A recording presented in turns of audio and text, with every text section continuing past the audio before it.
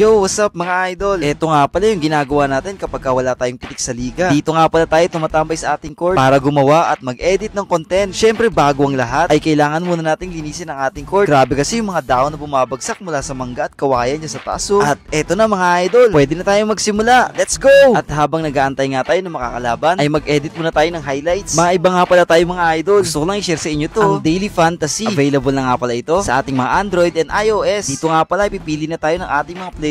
Ito nga pala yung mga open na pwede natin gamitin. At syempre kinuha ko dyan si Jokic, si Giannis, si Karl Anthony Towns, LeBron James, at Steph Curry. At pagkatapos nga pala natin pumili dyan, ay pipili tayo kung sino ang ating captain ball ng team. At syempre ang napili natin ay walang iba kundi si Lolo Bron. Halika mga idol, join match na natin. At pagkatapos dun, dito nga ay makikita natin kung pang ilan na yung ating team. At sa ilang sandali lang mga idol, ay lumabas na ang resulta ng game. At nag-champion nga ang ating team. O ano pang inaantay nyo mga idol? Let's compete in the private contest. At tulad ko, makreate nyo na rin ang inyong dream team. See you sa ating Daily Fantasy app. Ilalagay ko mga idol sa comment section ang link ng game. Let's go!